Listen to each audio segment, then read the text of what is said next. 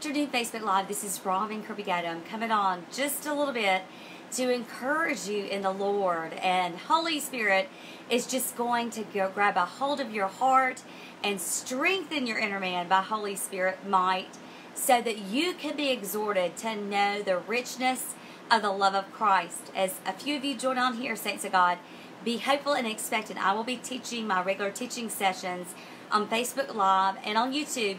On Facebook Live, it's Mondays and Thursdays at usually 12 p.m. Central Standard Time. But that's subject to change. It could be pushed a little later. But Holy Spirit wanted me to come on here today to encourage you. Hey, Lisa. Hey, Steve. God bless you. Thank you for joining in. God is going to bring something. Hey, Kelly Cochran. It is going to absolutely blow your mind. Hey, Roseanne. Hey, Kathy Forbes. So good to see you. Hey, Lisa. Thank you, Lisa. And it is going to be awesome. The reason I haven't been on today is because I have been getting ready for Matthew's mattress. We actually got Lull mattress. It actually arrived today. And I've been cleaning my youngest son's bedroom with him. And what I have to share with you today is going to absolutely blow your mind. So I pray that you're hopeful and expectant for what the Father wants to share. You cannot see it right now, but I actually have his old bed right behind me, so I have to be close to you so I do not fall backwards until Rich and Matthew can get the bed down. But thank you for joining in. And also, I do not have my glasses on. I left my glasses somewhere, and it's a maze to get out from this area right now. So I am going to rely on the scripture that is inside of my heart. Amen. So as you join on here today, I saw Kelly. Thank you, Kelly Cochran. Amen, Roseanne. Hey, Jenny Gailey. So good to see you. So this is what I want to share with you today. Are you ready?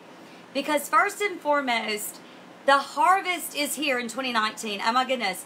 2019, Holy Spirit kept telling me at the end of 2018, 2019 will be marked as the year of harvest. Amen. And we know that God is the Lord of the harvest. Hey, Joanne, so good to see you. Hey, Debbie. And what Holy Spirit kept emphasizing was that the Father was preparing us for the harvest. And so all of 2019, up to this point, we have had measures of the harvest. Amen. Whether it be a prodigal, that God's heart is, He's working on his heart, or whether it be something where God has brought breakthrough for your family.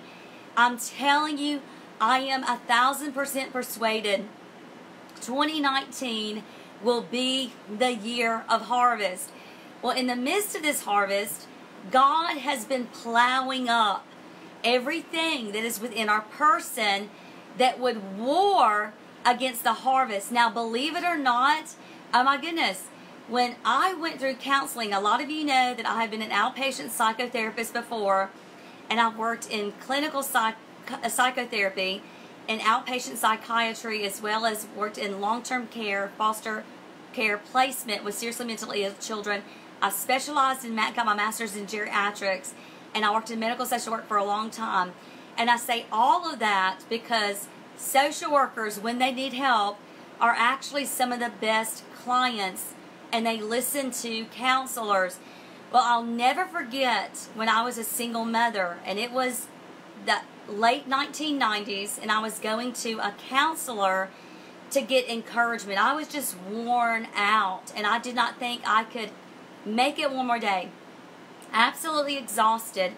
And I remember this counselor saying something that was so profound that stuck with me, and we're going to be looking at it with the Word today. And God is going to bring us some understanding, because you do not realize that there are things within your person, which is in this brain, in our subconscious, where strongholds are set up, and they wrestle with the lies of the enemy trying to operate and exalt themselves against the name of Christ Jesus. Those are arguments that Paul talks about in 2 Corinthians 10. That we are to refute, we are to bring down every argument that exalts itself against the name of Christ Jesus, right? And it talks about us not wrestling with flesh there either. But it again is the enemy, and the enemy's what? Arguments.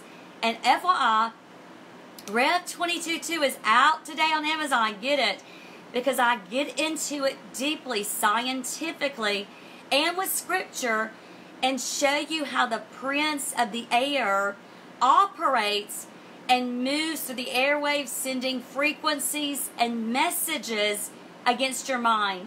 And I also reveal God's breakthrough for us to counterattack that assault of the enemy against our mind. So get it on Amazon. Well, in this process, when I was going through therapy, the counselor said something that was so profound that absolutely changed. Thank you, Lisa. Amen, Janice. So the counselor said something to me that absolutely tilted me. He said, Robin, I want you to look at this in a different light. And I said, okay, what do you want me to look at? He said, you're not afraid of failure. And I'm like, hello? I am afraid of failure. I've failed. And this was in the late 1990s. It was about 1999.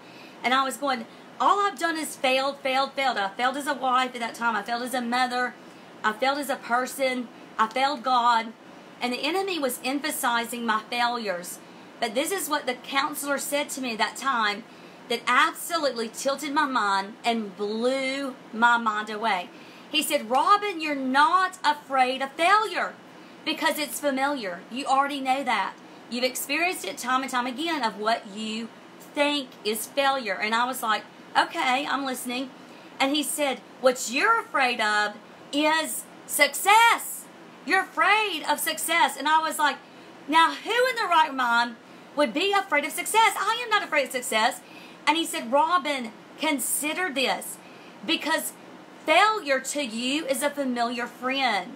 Success is something that is foreign. And he said, you're not afraid of failure. It's familiar. You're afraid of success. And I was like, oh my goodness, you are right. Amen, Jenny. You are right.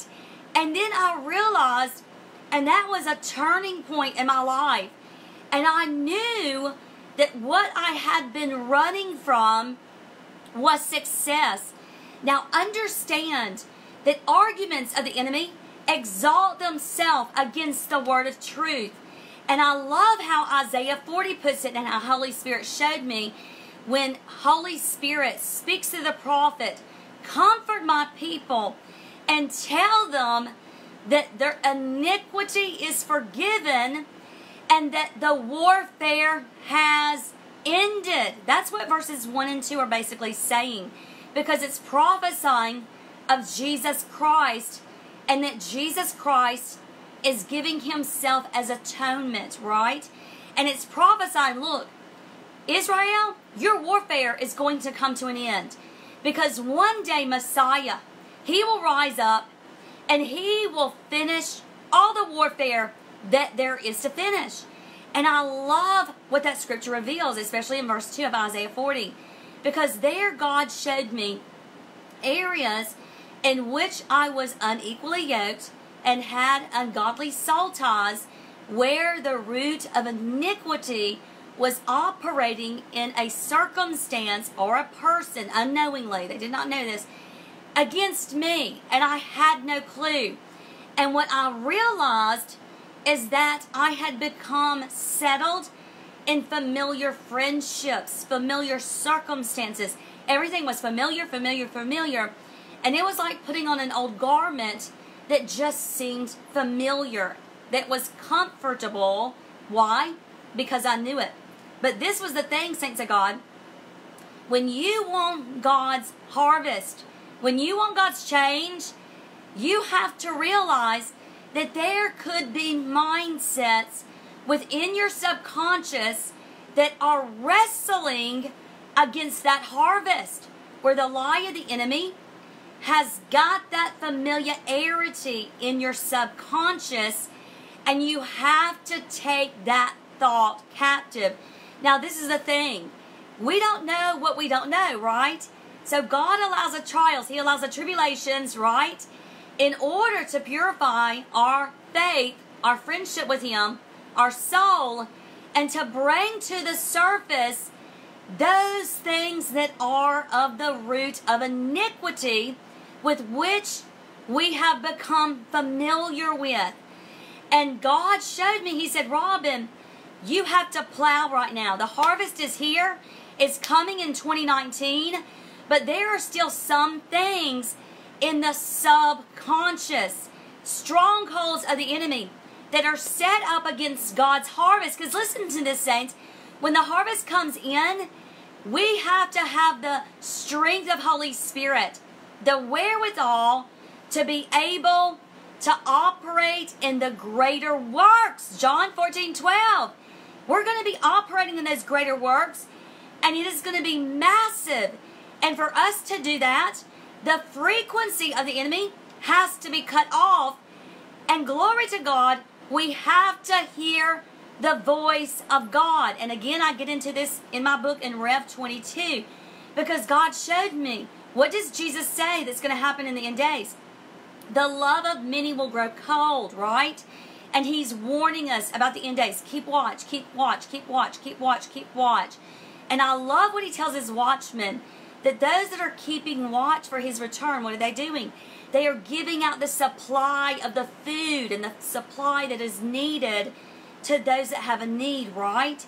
And so watchmen are those that are purified, and they become a storehouse for God's harvest, hallelujah, in order to be a drink offering of Holy Spirit and to walk in a supernatural anointing, a fresh anointing, hallelujah, with such effectiveness in the power of prayer, where deliverance is manifest, where prayer is answered, and where God's ear is content to be still and to hear and to answer. Amen. And so when we see this process of us getting ready for the harvest, God brings up these things that are in contempt with Him. Things that are familiar in our subconscious, in our soul, that we have agreed to. And for example, let's look at finances. Let's just go there, okay? That is going to be an easy one. That will touch many subjects. Let's look at finances, something so small. But how many of you don't have to answer me, how many of you have trouble with finances, right? And you just seem to have this wrestling match year after year after year after year after year after year with finances, and it seems like you're not getting a breakthrough. Well, the enemy, through that familiarity, sets up in your subconscious a stronghold of captivity with the spirit of slavery. A lot of people say it's poverty, but understand this, it's not poverty, it's slavery. That's what it is, because you're working for the enemy. That's what you're doing. And you're agreeing with him. You're in agreement, and you're saying, okay, yes, I can never get out of this. I can never be blessed like God says I am to be in Deuteronomy 14. God says, listen, in Deuteronomy 14, He says everything that you put your hand to, it prospers. He says your storehouses will be filled. God blesses us in the city. He blesses us in the field. He blesses us going in. He blesses us going out. And so when we are just looking at something as general as finances, if you have had a struggle in that area, let me tell you, saints of God, there's a spirit of slavery that's set up in the subconscious that you have gotten familiar with. And God is exposing that, and He's breaking it, and He's showing us sonship. He's showing us the spirit of adoption. That is what breaks slavery. That's what breaks poverty. To know you are a joint heir with Christ Jesus. So no longer are you discomforted with the thought of success. No longer does it scare you. No longer does it trouble you. Does it keep you up at night? No longer. You walk in it because it's who you are as a son and a daughter of God. Now that is just one example. But we can also look at healing. We can look at your prodigal coming back to the Father, which I've gone through it with both of my sons. I know this well. And it didn't come because I gave in to the lies of the enemy and I was just like, okay, well, this is what's going to happen. No, I chose to seize the kingdom of heaven with violence and seize it by force. Remember, Matthew 11, 12, and 13 tells us, since the days of John the Baptist until the present time, the kingdom of heaven has what? Suffered violence. That word violence is biazo, and it means to crowd. And again, God gave me the example of Bozo the clown.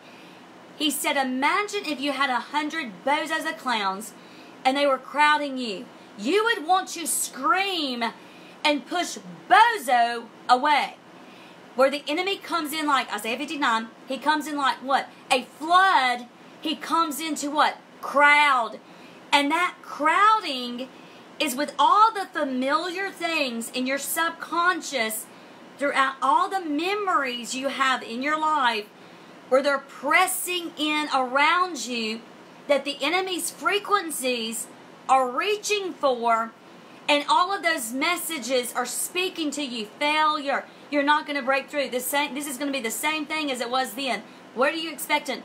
And you don't realize that that's what you're wrestling, but that is what you're wrestling. In Isaiah 40 verse 2, the prophecy of Messiah, to where our warfare has ended, this is what God told me. This is what I've been sharing lately today. And it's absolutely brilliant. God says, Robin, you are in warfare that you don't even have to be in. Just walk away and get off the mat. And again, I share about my warfare in Revelation 22 because of my hypersensitivity, which I actually get into in there, where women have 13 extra circadian rhythm frequencies in their body. And so after I had Christopher, it was a switch that got flipped. And I was just feeling like I was going crazy. I kept getting these insane messages to harm myself, to do these crazy things, to jump out of a car and do all these crazy things. And it wasn't a voice. It was all these crazy messages that were attacking my mind. And it has happened ever since then. Like when I go to minister at different places and there's heavy oppression, oh my goodness, it is like the gates of hell are there. And I'm begging, pleading with Rich, keep praying for me. I feel like I'm about to lose my mind. And every one of those areas that I preached at that are like that, there is heavy demonic warfare. And this is what God showed me. He said, Robin, when you first had Christopher, your first child, that switch was flipped and those extra 13 frequencies were turned on. And I said, God, why did you give us women 13 extra frequencies? He said, think about this, Robin. He said, when a woman has a baby, that baby doesn't come out saying, please change my diaper. Please feed me. Please give me some milk. Please put me to bed. Please pat me on the back. I need to burp. No, the baby doesn't speak. And so our brain waves operate on frequencies. Our DNA operates on frequencies. Everything that there is created operates on frequencies.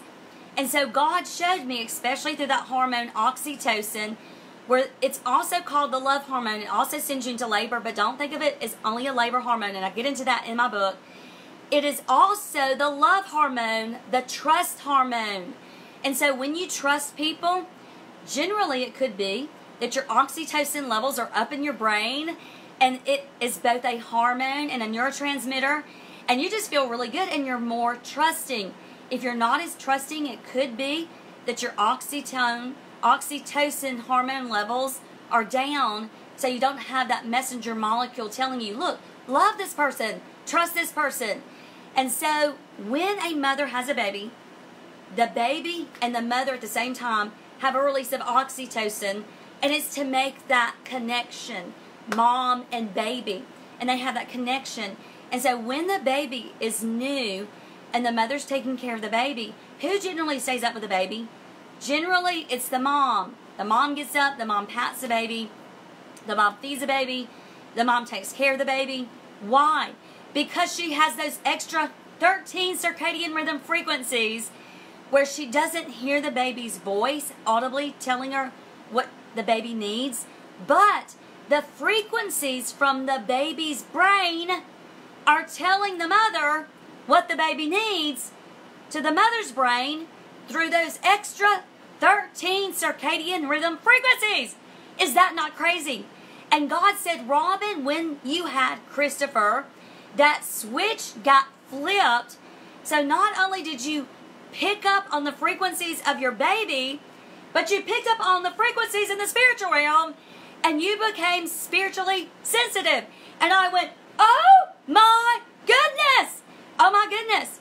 And so I would war and war and war against these frequencies all day long, all night long, and it stopped. Do you want me to tell you when it stopped?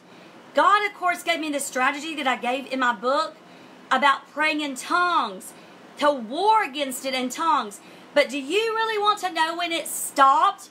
When I started taking HGH, and my pituitary gland produced other HGH, and now I had the wherewithal to shut the volume of the devil off in my head and listen to the voice of God in my belly, my second brain. Well, you might not have HGH. Well, that's okay, because God is still giving you a strategy. And I didn't expect to say this, but I'm just telling you. My warfare has stopped since I've started taking HGH. But I teach on in my book, and this is before I even had the HGH truly, I teach on in my book that what God has shown me is we have got to war against the frequency of Satan that is in our subconscious, in our mind, and shut the volume off in this top brain, this first brain, and listen to the volume of God's still small voice in our second brain. Now, this is going to give you a whole new outlook, and you're going to think I'm crazy, but that's all right. I know what I know, what I know. I'm a testimony. I know what I've seen my son. My son was in a pit. He was suicidal. He's been suicidal for 7+ years. He's been on antidepressants, anti-anxiety. He takes 4 meds. And when he had HGH, it totally changed his life. And the volume of the enemy's voice was shut off. And he started hearing the voice of God in his gut. Now let me show you this perspective from Elijah. And I'm just using HGH because I know the enemy's plans. If he is the prince of the airways and he wants to come against our person, the battlefield is in the mind. Our spirit man in our belly is already saved. Our second brain is down there listening to Holy Spirit and our spirit man. And so the enemy's battlefield up here is in this brain. So what's he going to do? He's going to go after the hormones in your brain to where it makes it more difficult, to where you're always on the wrestling mat and you're wrestling the devil when you don't even have to show up to the wrestling mat because the battle is already finished. And this is what God showed me. So many people every day are just existing to exist. Battle after battle after battle. I know this. This is my testimony. And all it takes is one little switch in your pituitary for you to have human growth hormone. And guess what? That switch is flipped off to the devil's voice, and you are listening to God's still small voice. Because think about this, saints of God. I've written about this in the Spirit of Knowledge, that the stress response accumulates and it sets off all of these signals. Cortisol, that is also tied to your circadian rhythm. And so you're constantly having cortisol and your circadian rhythm knocked off. And I get into this in book 4 of School of the Prophets, God's Power School of the Prophets, session 4, the Spirit of Knowledge. And I have 3 chapters dedicated to the brain, 2 chapters dedicated to the stress response. And so your stress response builds up year after year. And with humans, it accumulates. It doesn't go away. It accumulates. It keeps adding up.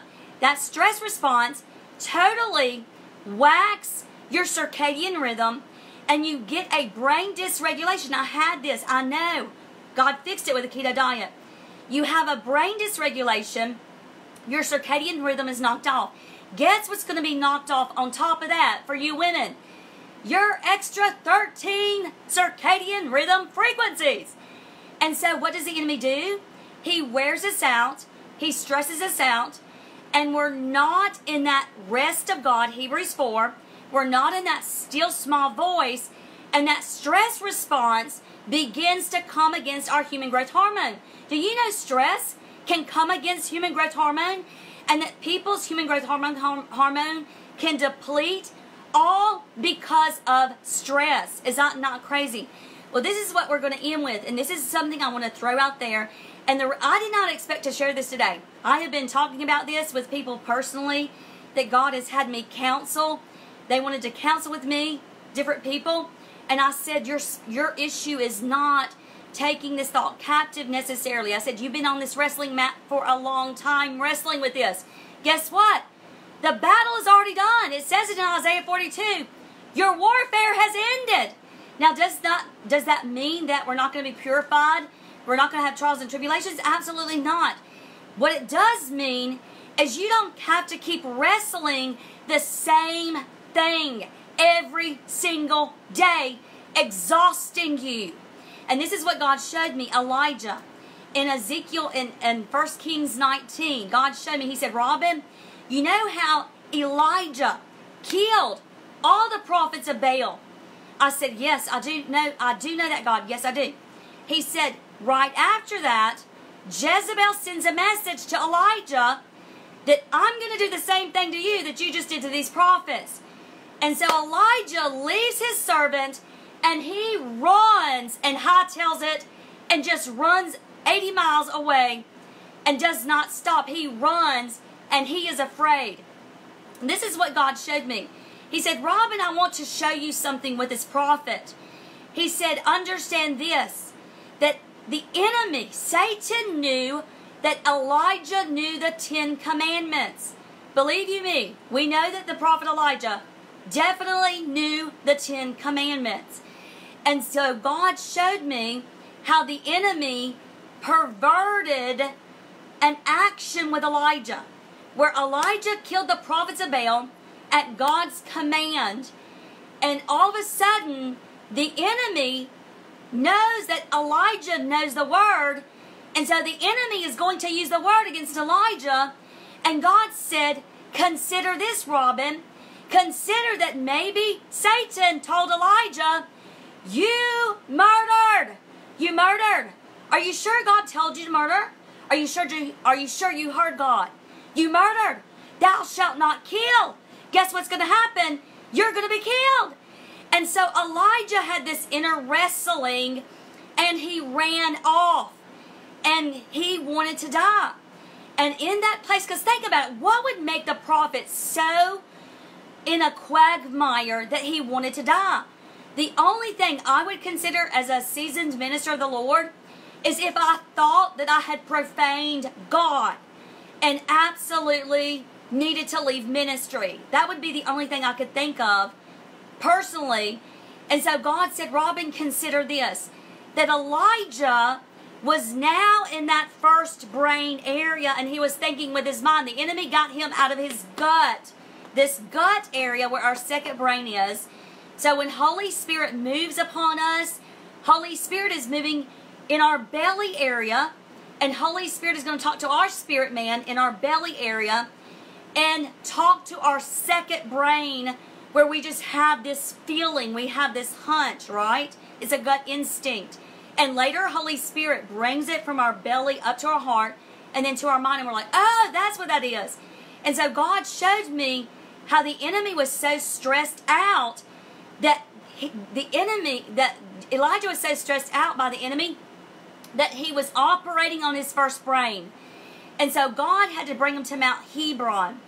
And when God brought Elijah out to the mouth of the cave, God came what? In a wind, and he was not in the wind.